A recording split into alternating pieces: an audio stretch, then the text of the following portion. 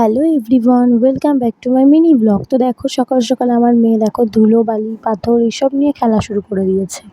তো ওকে বলছে তো ঠাকুমা কী করছে, তো আমাকে দেখিয়ে দিল। দেখো ওর ঠাকুমা ওখানে কাজ করছে, মানে জামা কাপড় কাচছে আর কি।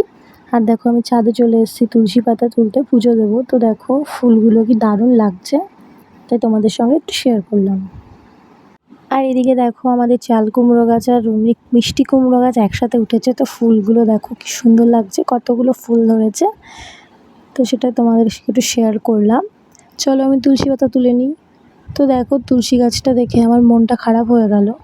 জানি না এরকম কেন হলো, জল দেওয়া হয়, একটু আগেই দেখো আমি জল দিয়ে গেছি, তাও দেখো গাছটা কেমন শুকিয়ে আছে।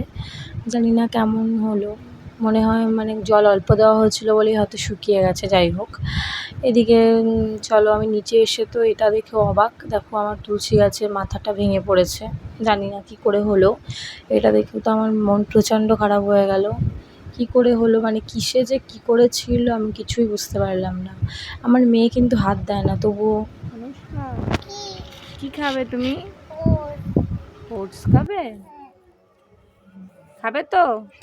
আর তুমি এসব কি করছো ধুলো নিয়ে? আমি এগুলো করছি। ঠিক আছে চলো তাহলে আমি ওটস বানাই। হ্যাঁ, টাটা দাও। তো চলো আমি এবার মেয়ে ওটস খাবে, তো ওটসটা বানিয়ে নিয়ে দেখো এই ওটসটাই আমি খাওয়াই, সাফোলা ওটস।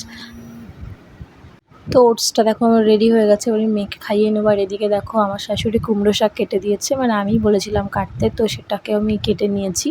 এবার আমি সকালবেলা খাবো, তো সেই জন্য চলে এসেছি। দেখো আমি ছাতু খাবো সকালে, আর আমি মিষ্টিটা একটু বেশি খাই, জন্য চিনির ভাগটা একটু বেশি দিয়েছি। তো দেখো আমি ছাতুটাকে গুলে এবার আমি খেয়ে নেবো। এমনিতে সকালে আমার কিছুই খেতে ইচ্ছা হয় না, তো সেজন্য আমাকে বাড়ির লোক প্রচণ্ড বকে যে সকালবেলা না খেয়ে থাকবে না। তো সেই জন্য আর কি আমি আপাতত ছাতু গোলাটা খাচ্ছি। তো চলো এবার শাশুড়ি দেখি কী কী বাজার নিয়ে এসছে। তো দেখো শাশুড়ির তেলাপিয়া মাছ, পার্শে মাছ, চিংড়ি মাছ নিয়ে এসছে। চিংড়ি মাছ আর কি লাউ শাক দিয়ে হবে, আর এদিকে কচুরমুখী দিয়ে আর কি পার্শে মাছ হবে। তো চলো আমি রান্না করি। টাটা, দেখা হবে পরের ব্লগে, বাই।